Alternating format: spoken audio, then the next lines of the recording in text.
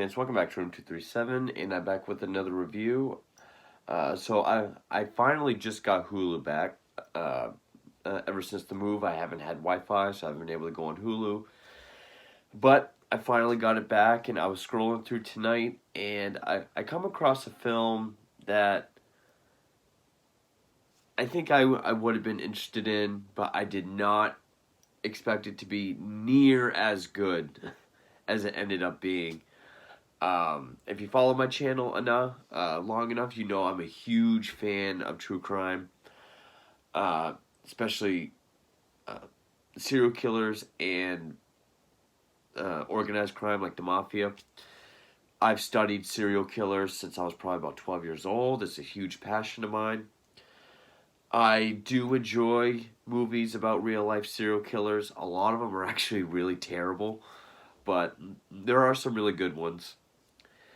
But I also love, procedural films like Silence of the Lambs or Bone Collector, Kiss All the Girls, Seven especially. I like them like that. I like serial killer character studies, like, say, Maniac, Henry Portrait of a Serial Killer, or The House That Jack Built. And so as far as like serial killer films, like not just slashers, and also being fiction, but a lot of them can be pretty run of the mill, both fiction and nonfiction. This, however, though, it's very loosely based on a real life serial killer, almost so closely that you would almost swear it's based on the real guy. But it is better than most, like, based on true story serial killer movies. And it's one from 2018 from a first-time director, which really surprised me because I've seen and read people compare the direction of this film to something by David Fincher, which is a huge compliment. So for a first-time director, that's pretty amazing. But it's 2018's The Clovehitch Killer. Now, I have seen this on Hulu for quite a while. I've always scrolled through it, scrolled past it. The thumbnail on Hulu is just like a close-up with glasses. Kind of looks like Robert Hansen or like Gary Ridgway with glasses. But it's loosely inspired by the story of Dennis Rader, a.k.a. the BTK killer, bind, torture, kill, who killed 10 people between, I think, 1975, 1990. He was caught in the early 2000s, then executed in, I believe, 2005. And I'll get more into that, but so the first-time director was Duncan Skiles, and it was written by Christopher Ford, who, the only other movie he's written that I've reviewed is Clown from 2014. And it stars Charlie Plummer, who I know was in that new movie Moonfall, and people have said his performance is very laughable and non-existent in that movie, but he really impressed me with this. He was a very good, young 16, 17-year-old actor. Samantha Mathis, who was Courtney in American Psycho, the Valium addicted girlfriend of Patrick Bateman, Madison Beatty, and Dylan McDermott plays the titular Clovehitch killer. Now, at first, I thought Clovehitch was like the area that they lived in, but Clovehitch is actually a kind of knot that you tie, which plays it perfectly because of who this killer is. And so it's not really a... Oh, and this is also in IFC Midnight Films, so I'm kind of getting back into those. Another reason why it's awesome. I love IFC films. Now, it's not a procedural like Silence of the Lambs or Seven. It's not a mystery as to who the killer is. It's not whether or not he's going to get caught. It's not law enforcement. It's not really a character study like Maniac, Henry Portrait of a Serial Killer, or The House That Jack Built. It's more coming of age. It is about the teenage son kind of finding all these clues and then believing his father is the Clovehitch killer. And then it turns into, is he or is he not? Though I think it's pretty obvious that he is. I don't think that's a spoiler. And it plays out more like Fright Night. You know, like he finds these little clues, and then he kind of like really suspects his father. But it's not like Fright Night where Dylan McDermott really catches on and it kind of becomes this cat and mouse game. It's more like he's doing it more or less without Dylan McDermott knowing. It does change narratives about halfway through. So we do have some time really dedicated to Dylan McDermott. But for the most part, he is kind of like a background character that we sort of watch along with the Tyler character, the son. Now, the comparisons to BTK are so astounding. I mean, all the way down to this isn't just a typical serial killer. And as far as other things that are fiction that are also loosely based on BTK, this is by far the best. I mean, next to Dexter Season 4, this is the best. It might as well be a BTK movie. I mean, I'm pretty sure Uwe Lamel did do a movie called BTK back in like the early to mid 2000s when there was just a slew of serial killer films that were all trash. Some were watchable, but they were all pretty terrible almost. And I know the Stephen King story that became a movie back in 2014 or 15, Perfect Marriage, was loosely based on BTK as well, or inspired, I should say. John Lithgow as the Trinity Killer in Dexter and Perfect Marriage, I would say, were more inspired, as was this, but it's so close, it's almost based on BTK. I mean, the whole narrative is there's this small town that's all with this like a small suburban community. You know, everyone's church going, all the boys are part of the Scouts, and the Burnside family, which is the one that we follow. Dylan McDermott plays Don Burnside, who's the father, and he's avid churchgoer. He's not really a deacon like Rader was, but he is a scout leader like Rader was. At the beginning of the film, it shows everyone at this annual ceremony or a memorial that they do to commemorate the 10 victims of the Clovehitch killer. BTK had 10 victims.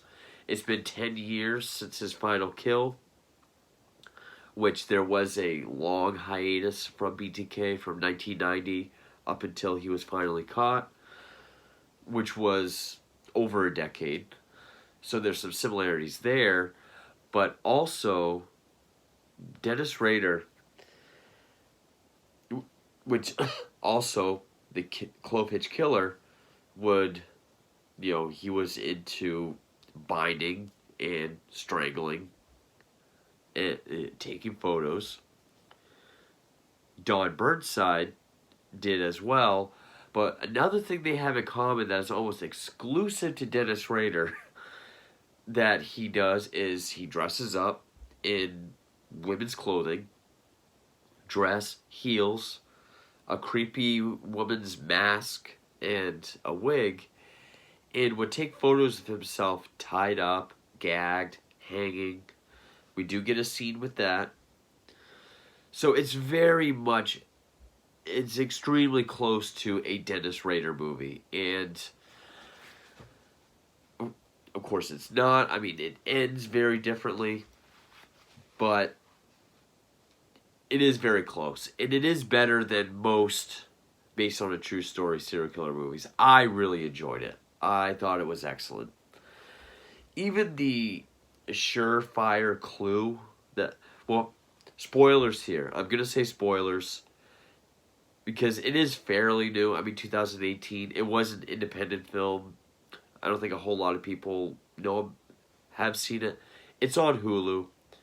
If you like true crime or if you like serial killer movies, definitely check it out. It is slower paced. It does take its time. It is more of a character study, not necessarily not really a character study, but it does take its time. It focuses on character, and it's very well shot. A lot of the shots are very, you can tell we're more strategic. It's not like they're often at certain angles or kind of placed in a certain way that's kind of different from your run-of-the-mill film. Very little music, which was another thing I really liked. There's music for some of the more emotional parts, but more of like the scarier parts. Scarier, the more horror or killer type parts, there's no music. And I think that adds a lot more realism to it. And it's very well made. It really is. You could almost pretend it's a BTK movie, and you wouldn't really be all that far off. But I'm going to say spoilers here. I highly recommend it. I really enjoyed this film. I was very impressed. I was expecting a super generic, either a movie like How's That Jack Built, which is not generic. I'm just where we focus on the killer, or a very generic a procedural. It was neither, but so spoilers. The thing that really kicks everything off is the son Tyler takes Dawn's truck. He sneaks out in the middle of the night to meet up with this girl. They're making out in the truck. She goes to put the seat back, and she finds a photograph all folded up under the seat of a woman in bondage with a ball gag. And again, this is a very Christian community, so she's grossed out. She tells people, they all think he's a perv. And which and so then he also he notices that his dad spends a lot of time out in the shed, like that's like his private area. So he goes out, he finds a box, and there down at the bottom of these magazines are some bondage pornography, but also a Polaroid with the name Nora and Lucky's favorite. So like he calls himself Lucky. Dennis Rader did have a nickname for the killer part of his brain. But the thing that really tips him off is like he's definitely the killer. Is he finds this secret room, like this secret pit down underneath the shed, and there's a box with like a scrapbook of all the newspaper clippings and drawings and handwritten stuff,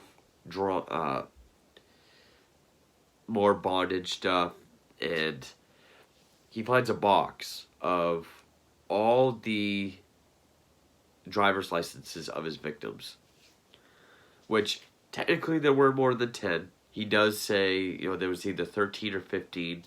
BTK did only have 10, which for the longest time, in the context of this film, they thought it was only 10. Which, similar to the movie A Perfect Marriage, that's how the wife finds out. Spoilers for that as well. She finds all the driver's licenses. I can't remember if that was Dennis Rader's trophy of choice, uh, along with the Polaroids, because he does have a number of Polaroids as well. But also, there's this girl named Cassie, played by Madison Beatty, who I believe was one of the Manson girls in Once Upon a Time in America. Once Upon a Time in Hollywood, the Tarantino film. She's seen as a weirdo. She's not part of a church. So all the church kids talk bad about her. There's all these rumors about her mom being a stripper and her being a slut. And she always does reports on the Clovehitch killer. She's like a true crime obsessed girl, specifically Clovehitch. He enlists her help to look into Clovehitch and also look into his dad. So they team up for the whole movie. And that's basically it. I mean, there is once he finds the box with the, down in the secret room, Dylan McDermott takes him on a camping trip. Is like, I know you found the box. It's not mine. It's actually your Uncle Rudy's, who's, Don's brother, who 10 years ago was in a car accident that made him catatonic. Or at least a paraplegic, but I'm pretty sure he's also catatonic. So they volunteer at his home as well. And he tells them, it wasn't an accident. It was attempted suicide, and that was why. And I always chose not to get rid of the stuff, like turn it in to protect the family so they don't have to deal with the aftermath. But I kind of have those, thoughts as well. Not the murder, but like the sexual stuff. So he takes it as, okay, it's my uncle. He tries to tell the girl to back off. It's his uncle. And then the narrative kind of shifts because he gets sent away on some trip. And then, Don sends his wife and his younger daughter to go to the wife's mother's house, which if you read enough about serial killers as I have, he's trying to empty the house. He's trying to get back into it. He needs his alone time, which is exactly what happens. And, it shows him at the grocery store, kind of has a moment with this one woman where they go to the freezer at the same time that he follows her around, follows her to where she lives. He goes to make sure he can get into the basement door. He puts a Clovehitch knot on a post in the garden, which was his MO. That's why they call him that, because he puts a rope with a Clovehitch knot on it. And that's when the narrative shifts. When Tyler leaves for his trip, we focus on Don, and then it becomes like a serial killer kind of character study almost. And that's when we see him, go up in the attic, and he finds his wig, his camera, he puts on his wife's dress and takes photos of himself, bound and hanged and choked, like BTK did. And then when he actually goes to the woman's house, he broke in with the ski mask and he robbed a bank. He needs a car. He needs to get away. Oh, I need you to tie yourself up. Oh, you can't do it yourself. I'll do it for you. She's tied up. Then he starts to strangle her. Takes more pictures. And this I wasn't expecting. So, like, a lot of the more serial killer-y stuff, I was kind of, okay, he's trying to clear the house. He's going to start stalking again. He's going to get back into it. I was not expecting Tyler to come in the background with a rifle and see what's going on. And then we cut back. And one thing I want to say is, uh, all the performances are great. They are. E- Even from the two teenage leads, I thought they were. Actually, are they teenagers? I think Madison Beatty was actually in her early 20s, but Charlie Plummer, 1999. Okay, so he was 19, but still, these the two young actors did a very good job. But Dylan McDermott, when he's Don Burnside, what's really good about his performance is we pretty much already have the notion that he is the serial killer, but he's playing such a stereotypical dad, and you can tell it's because he's trying to look normal. You know, like he cooks pancakes and he takes a bite. He's like, well, if that's not the best pancake, I really don't know what is. Or like when they have Cassie over for dinner, his mom will crack a joke and he'll be like, oh, hey, oh, wife says, just being a total dad, a stereotypical dad, and full of dad jokes. Uh, the It's almost like he's overcompensating, and one, the performance is great. He, but it's also that's the unsettling part. Like he's trying to act normal, that by doing that it makes it creepier. Like how he's able to blend in and trick everyone by being all just Ned, like Ned Flanders essentially. That is one of the creepier aspects of the whole film, and it works great.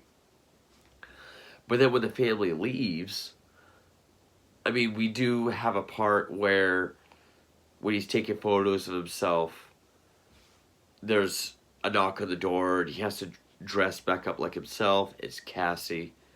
He takes a picture of her, then leaves. We see him in the bedroom angrily looking through his photos, and he just has a fit on the bed. We can see the beast trying to break out.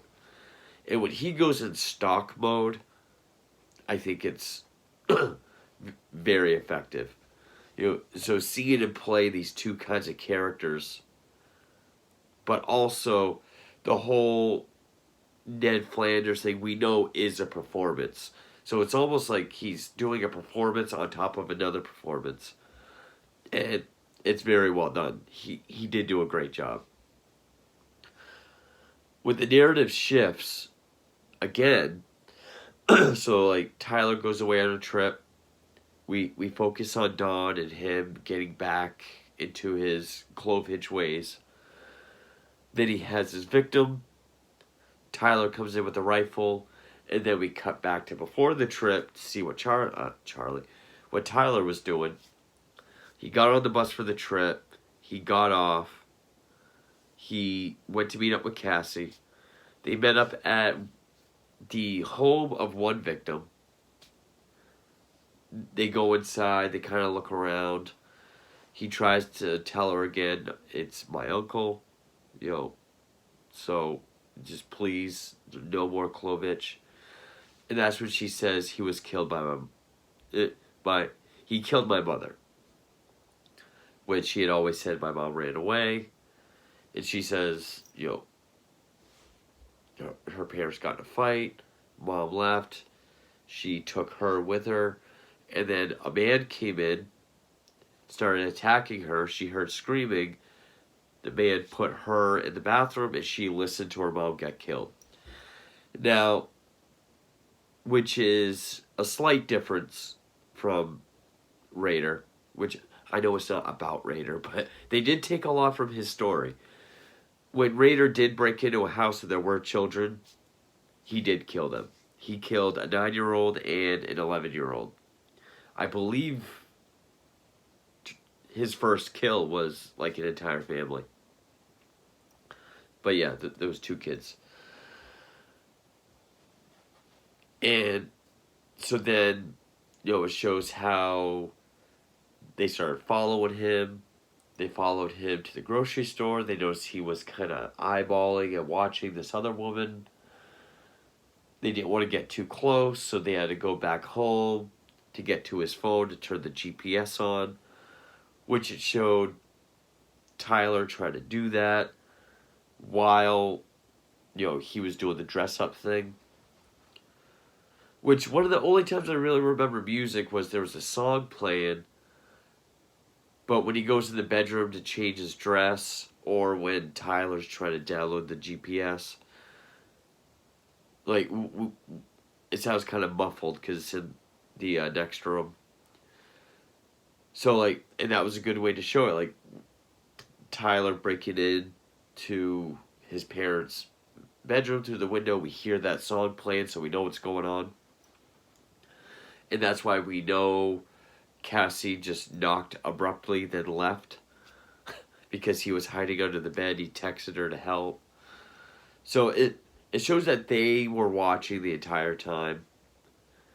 And they broke in while he was with the victim. And so then we have this sort of showdown where, he's like, look, this woman and me, it's an affair. We can't tell your mother because it would, or your mother already knows, but, if you tell anyone, it would ruin the family. You got to protect the family. But Cassie notices a pistol. He goes for it. She goes for it, knocks her out. And then he asks for Tyler to hand over the rifle. And as soon as he says, but first, like, hand the rifle over that way, I'm like, he's going to turn it on his son. He did, but when he pulled the trigger, it wasn't loaded. They get in a fight. He's strangling him. Cassie knocks him out. She's about to call 9. And this is where it took a turn. I was expecting him to either be dead or caught by the end. And he is dead, but the way they did it, I have read that some people don't like the ending. It seems like the way they wanted it to go is more generic, but since it is so much about coming of age and, more character based, this ending does make sense. Even if you consider the logistics of it, it doesn't, but thematically it makes sense. And that is,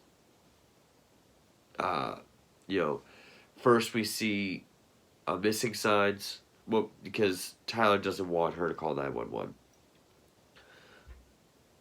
So we see missing posters, and we get that the family's kind of struggling, and Tyler's kind of starting to have second doubts. Then there's a phone call. The mother is told that, they don't think it was an accident.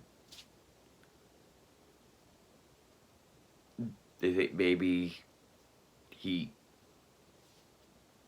it was suicide. Because she starts to say he had his problems, but we always worked them out. But then she breaks down. And then it ends with Tyler being given a sash of, I can't remember what it was called, arms of something. And during his speech, he kind of gives a eulogy that cuts back and forth between his speech and what they did with Dawn. Was they made up this campsite. They put him in a chair by a fire. He's unconscious, but they put his pistol cleaning kit in front of him. And then put the gun to his head to make it look like an accident. How these two young kids were able to pull that off, even though it shows he is a scout. He does know how to do all that stuff. But even the mother says it didn't make sense because of how skilled with firearms he is. But at the same time, you could also look at Clovehitch. It's a special kind of knot. Why did they look into someone that was a scout or is involved with scouts? Doesn't say whether they ever did or not, but he never did get caught. And it ends with, him, the camera just kind of holds on him. He's like, Dad, if you could hear me, I love you. And then cut to black. If this was a more generic film, and they went with that ending. Soon as it went to black, you would have heard a gunshot. But this didn't do that. It does have a very quiet, more subtle, more tension building kind of tone. It does have the tone of like a Fincher film. It is very, it's not very vibrant, it's very kind of gray or muted. It's like, I know Jay on Red Letter Media called it sort of a cold and distant kind of tone, and I do agree with that. So yeah, if he had been caught, I would have been, okay, this is straight up like a BTK movie, even more so. And if he gets killed, it's just, okay, it's a serial killer being stopped by the person that caught him. They both would have been very generic. But if people don't like the ending, some people said that Tyler was only thinking about himself. He didn't want more rumors, like earlier with the porno found in his truck. But no, when Dawn told him that it was his uncle, the reason why he never turned him in or the evidence was because he had to think about the family. He had to protect the family. And that's what Tyler's doing. He's thinking about his mother. He's thinking about his sister. He's thinking about the community. Everyone, looked up to Dawn. Thought he was, scout leader, involved with the church, involved with volunteer work. He was a very well-respected man.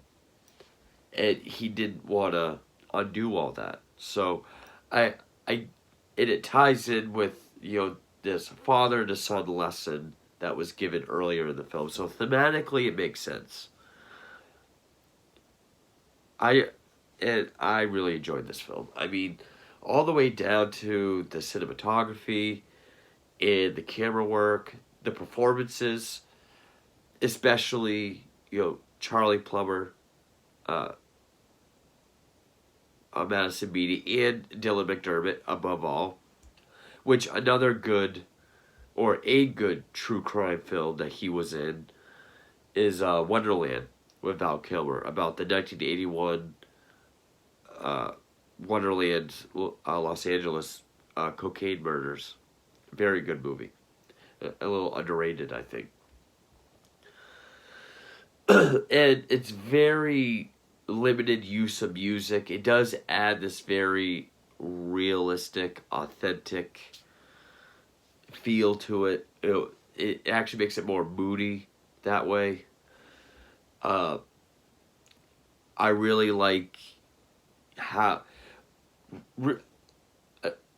stuttering, especially, and apart from just how it looks and feels, very realistic how Dylan McDermott plays this compartmentalized killer. I mean, trying to be a normal person so much that he just comes off like a dork. It's very obvious, and it does make it more eerie and creepy. Like, what is this guy like when no one else is around? And then we get to find out. Ironically enough, a movie called The Clovehitch Killer, there's not one on-screen death. Like, everyone's already been killed. The woman does survive. But since he was wearing a ski mask, she didn't see his face, so she can't say, oh, it's that guy that's on the missing posters. And, yeah, even though it's not a movie about Dennis Rader, one, it's better than probably anyone that does exist, especially if the one I'm thinking of is by Uwe Lamel. Two, it is better than most true story, real life serial killer movies. Maybe other than Monster. I would probably say I liked the Zac Efron Ted Bundy movie more, just because I'm a huge sucker for Bundy. I would actually say this is probably a better made movie than that, actually. But yeah, most real life serial killer movies are not that good. This is better than all those. And it's better than ones that are inspired by Raider, like A Perfect Marriage. I didn't think I actually found that movie quite disappointing. This was a lot better than that. I would say it's almost as good as season 4 of Dexter.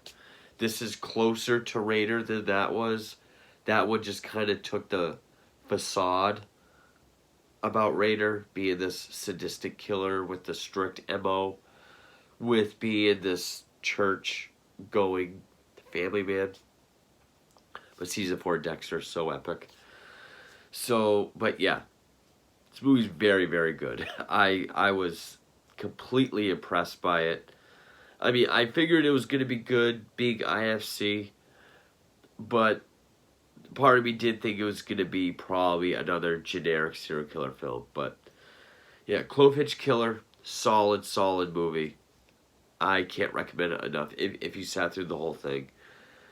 And yeah, thank you for watching.